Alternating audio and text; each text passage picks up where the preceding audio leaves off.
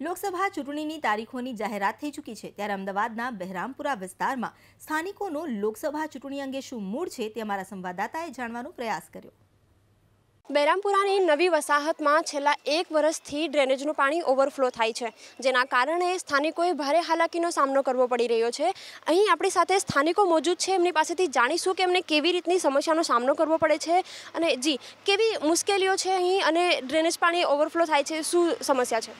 અહીંયા ડ્રેનેજ લાઈને છેલ્લે 1 વર્ષથી ઓવરફ્લો થાય છે અને કોઈ પણ રસ્તામાં રોગચાળો જવાના આવવાની તકલીફ થાય છે અને રોગચાળો છેલ્લે ફાટી જાય તો એનો જવાબદાર કોણ?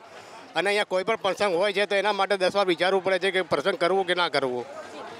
રોગચાળો ફાટી નીકળે છે, નાના બાળકો બીમાર થાય છે, શું કહેશો?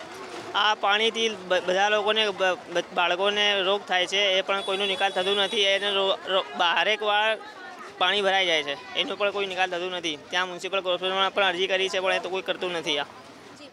જ્યારે કોર્પોરેટર કે अधिकारी પાસે ફરિયાદ લઈને જાઓ છો, શું કહે છે? જવાબમાં શું આવે છે?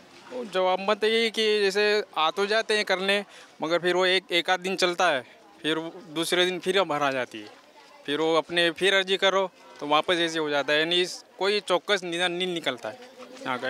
તમને પૂછવા માંગીશ કે જે ડ્રેનેજનું પાણી અહીંયા ભરાય છે તો શું સમસ્યા છે અને કેવી રીતની હાલાકીનો સામનો કરવો પડે છે? હાલત તો એવી છે કે હાલમાં કે કોઈ ગ્રાહક પણ મારી દુકાન ઉપર આવે કે ચલવામાં ફરવામાં તકલીફ થાય છે, નાના બચ્ચાઓ પણ તકલીફ થાય છે અને કે પછી 1.5 મહિના પછી રમજાન આવે છે અને અમે નમાઝ પઢવાને પણ દિક્કત થાય છે આમાં, ને આગળ સ્કૂલ છે ને સ્કૂલના બચ્ચાઓને પણ તકલીફ થાય છે।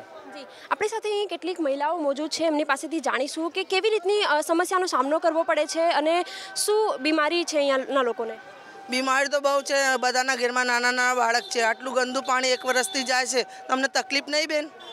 હે અમારે કેટલું સામનું કરવું પડે છે, બધા છોકરા માંદા પડે, દવામાં પૈસા જાય, જવાનું રસ્તું નથી, અમને બહુ તકલીફ, પાણીની તકલીફ છે। 400 રૂપિયા 500 રૂપિયા આપીને પાણી ભરીએ છીએ, ઘરમાં ગટરનું પાણી, બાથરૂમમાં ગટરનું પાણી, અમને મારી આંટીનું પેરાલિસ થયેલું છે અને ઘરમાં ગટરનું ને બાથરૂમનું પાણી ઘરમાં ઓગળે છે, શું કરવાનું અમે? અહીં સ્થાનિકોનું કહેવું છે કે રમજાન આવે છે, એવા દિવસોમાં પાવન દિવસો હોય છે ત્યારે એ લોકોને સામનો કરવો પડે છે, શું કહેશો?